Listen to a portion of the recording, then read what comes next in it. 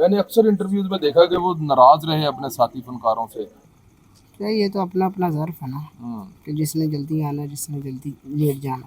تو لیکن ہمیں تو کسی سے نہیں ہے کہ کیوں نہیں آئے کیوں نہیں. ٹھیک ہے سب کی سوم لیکن آنا چاہیے. جوید صاحب بس میرے ماں باپ سے ہون والد صاحب فون تو ہونے بعد میرے والد سے نہیں ماشاءاللہ بس اپنا گزارا ہے ایک مکان ہے انہوں نے کول. بہت اچھے انسان تھے، کبھی ہمیں انہوں نے محسوس نہیں ہونے دیا. میرے بھی باپ ہی تھے، میں نے بھی خدمت کی ہے، طیب بھائی نے بھی کی ہے، سامہ بھائی نے بھی کی ہے. بہت اچھے انسان تھے. آپ سے یا طیب سے کیا آخری الفاظ کہے انہوں نے؟ کوئی نصیحت کی یا کوئی بات کی ہو اس طرح کی؟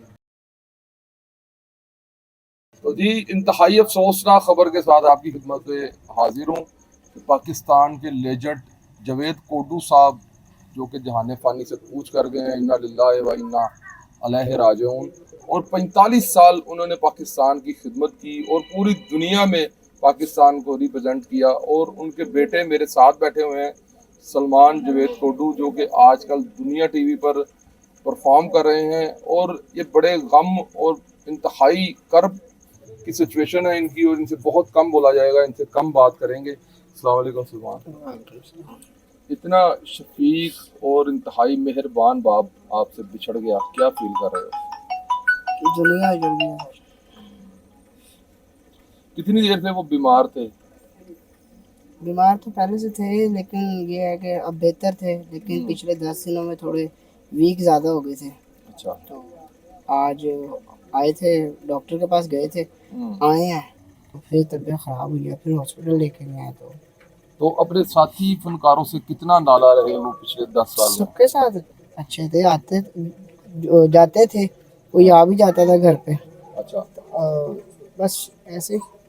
میں نے اکثر انٹرویوز میں دیکھا کہ وہ ناراض رہے اپنے ساتھی فنکاروں سے. بس وہ یہی کہتے تھے کہ تسی ملن نہیں آتے.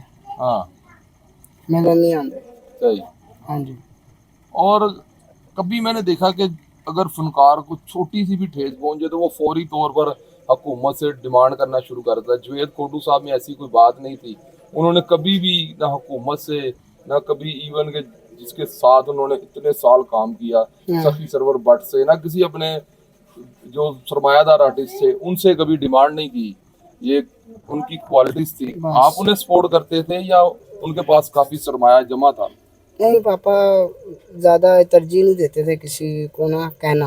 پاپا کہتے تھے یار اللہ کی طرف سے آیا نا، اللہ ہی بہتر کرے گا. وہ اللہ کے اوپر تو پھر الحمدللہ اللہ پھر کرتا بھی تھا، شکر ہے اللہ کا. لیکن جب حکومت سے وہ کہتے تھے، حکومت نے بھی کیا، لیکن ساتھی فنکاروں کا تو ہم کچھ بھی نہیں کہہ سکتے. وہ خود بیچارے اپنے کاموں میں لگے ہوتے ہیں، ہم نے ان کو کیا کہنا ہے. سلمان، میں نے دیکھا ہے کہ یہاں پر بہت ہی کم ان کے ساتھی فنکار آئے. افضل خان المعروف جان ریمبو، انہیں میں نے دیکھا وہ آئے ہیں، اور سخاوت ناز آئے ہیں، اور جو لیجنڈ ہمارے سٹار ہیں جو اکرم اداس صاحب آئے ہیں، اکرم اداس صاحب بھی آئے ہیں، اور باقی جو دیگر فنکار تھے جن کے ساتھ کہ ہم آ رہے ہیں، کچھ آؤٹ آف سٹی ہیں، کچھ کہہ رہے تھے ہم آ رہے ہیں. صحیح. تو کیا سمجھتے ہیں یہ فیلڈ بے حرصی کی ہے کہ بندہ اگر فوت، اگر ان کی جگہ پہ ان کا والد فوت ہوا ہوتا تو کیا وہ فوری طور پر نہ پہنچتے؟ یہ تو اپنا اپنا ظرف ہے نا کہ جس نے جلدی آنا جس نے جلدی لیٹ جانا. تو لیکن ہمیں تو کسی سے نہیں ہے کہ کیوں نہیں آئے کیوں نہیں. ٹھیک ہے سب کی سوم لیکن آنا چاہیے. آنا چاہیے. ہم سب ٹیم کے ایک فیلڈ کے بندے ہیں، ایک گھر ہے، تو جب گھر کا کسی ایک گھر کو نقصان پہنچتا ہے تو پھر سب. جواد وسیم صاحب کے ساتھ ان کا بہت پیار تھا، ان کا فون. ہاں جی ہاں جی آیا. اور افتخار ٹھاکر صاحب؟ میری بات نہیں ہوئی، شاید بھائی کی بات ہوئی. اور وکی صاحب؟ نہیں. سہیل احمد صاحب؟ نہیں. نہیں. کیسر پیا؟ کیسر جج کے ساتھ ہوئی ہے بات ہوئی ہے. تو جی ناظرین، جیسا کہ آپ نے سنا کہ جن کے ساتھ انہوں نے اپنی زندگی کے 45 سال گزارے جب سے وہ ٹی وی سے تھیٹر کی دنیا میں آئے، سخی سرور بٹ آپ سب لوگ جانتے ہوں گے، جو کہ ان سب کے پروڈیوسر ہیں، جنہوں نے ان سب کے اپنے کہنے پر کہ انہوں نے ان کے سر پر ہاتھ رکھا، وہ بھی ابھی تک یہاں پر نہیں پہنچے. اور دیگر جتنے بھی فنکار تھے جو آج کل انتہائی زیادہ ہٹ ہیں، وہ بھی یہاں پر نہیں نظر آ رہے. تو اسی کے ساتھ اپنے میزبان کو دیجیے اجازت. صبح دیکھتے ہیں اب جنازے پر کون کون آتا ہے. میرے ساتھ بیٹھے ہیں مرحوم جاوید کوڈو صاحب کے چھوٹے بھائی. ان سے پوچھتے ہیں کہ انہوں نے बीमारी से इनसे कितनी हेल्प ली? अस्सलाम वालेकुम। वालेकुम सलाम। कैसे सी जुवेद कोटू साहब? जवेद साहब बस मेरे माँ बाप ਸੀ ਹੁਣ ਵਾਲਦ ਸਾਹਿਬ ਫੋਨ ਤੋਂ ਬਾਅਦ ਇਹ ਮੇਰੇ ਵਾਲਦ ਸੀ। सही ਸਾਡੇ ਘਰ ਨੂੰ ਚਲਾਉਣ ਵਾਲੇ ਹੈ ਹੀ ਨੇ। सही। ਹੁਣ ਪਤਾ ਲੱਗਾ ਮੇਰਾ ਦੁਬਾਰਾ ਬਾਪ ਫੌਤ ਹੋ ਗਿਆ। ਮੈਂ ਜਿਹੜੀ ਹੁਣ ਗੱਲ ਵੀ ਨਹੀਂ ਸਾਡੇ ਕੋਲ ਕੀਤੀ ਜਾਂਦੀ ਬਈ ਬਿਮਾਰ ਰਹਿਣਾ ਤੇ ਅੱਲਾ ਦੀ ਰਜ਼ਾ ਸੀ। सही। ਬਸ ਜਿੰਨੀ ਵੀ ਇਹਦੇ ਬੱਚਿਆਂ ਨੇ ਖਿਦਮਤ ਕੀਤੀ ਸਾਡੀ ਸੋਚ ਤਾਂ ਬਹੁਤੀ ਕੀਤੀ। ਉਹਨਾਂ ਦੇ ਦਿਮਾਗ ਨੇ ਵੀ ਅੱਛੀ ਖਿਦਮਤ ਕੀਤੀ। ਭੈਣ ਭਰਾ ਦੀ ਕਿਸੇ ਕੋਲੋਂ ਕਿਸੇ ਨੂੰ ਕੋਈ ਸ਼ਿਕਾਇਤ ਕੋਈ ਨਹੀਂ ਹੈਗੀ।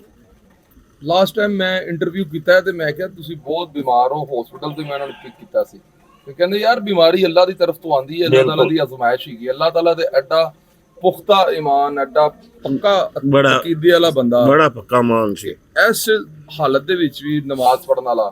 ਬੇਸ਼ੱਕ। ਕਿੰਨੇ ਅਰਸੇ ਦਾ ਤੁਸੀਂ ਦੇਖ ਰਹੇ ਸੋ ਕਿ ਨਮਾਜ਼ ਪੜ੍ਹਦੇ ਸਨ?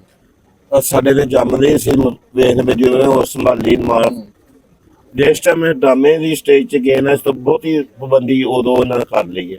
ਅੱਛਾ। ਪਹਿਲੇ ਠੀਕ ਹੈ ਕ੍ਰਿਕਟ ਵੀ ਖੇਡਦੇ ਸੀ, ਦੁਨੀਆ ਦੇ ਸ਼ੌਕ ਹੋਰ ਵੀ ਨੇ, ਪਰ ਜਿਸ ਟਾਈਮ ਅੱਲਾ ਨੂੰ ਵੀ ਰਾਜ਼ੀ ਕਰਦੇ ਤੇ ਮਾਂ ਪਿਓ ਨੂੰ ਵੀ ਤੇ ਆਪਣੇ ਕਾਰੋਬਾਰ ਨੂੰ ਵੀ ਜੋ ਵੀ ਕੰਮ ਹੈ ਸਹੀ ਨੀਅਤ ਨਾਲ ਕੀਤਾ ਉਹਨਾਂ ਨੇ ਕੰਮ। ਜਵੇਦ ਕੋਟੂ ਸਾਹਿਬ ਨੇ ਬੜੀ ਮਿਹਨਤ ਕੀਤੀ ਹੈ, ਮੋਟਰਸਾਈਕਲਾਂ ਦੇ, ਗੱਡੀਆਂ ਦੇ, ਪੈਂਟਰਾਂ ਦਾ ਵੀ ਕੰਮ ਕੀਤਾ ਹੈ। ਬਿਲਕੁਲ ਜੀ ਤੇ ਬਿਲਕੁਲ। ਫਿਰ ਉਸ ਤੋਂ ਬਾਅਦ ਟੀਵੀ 'ਚ ਵੀ ਕੰਮ ਕੀਤਾ ਹੈ। ਫਿਰ ਸਾਰਾ ਕੁਝ ਕਾਫੀ ਜਾਇਦਾਦ ਬਣਾਈ ਉਹਨਾਂ ਨੇ। नहीं माशाल्लाह बस अपना गुजारा है एक मकान है उन्होंने कोल।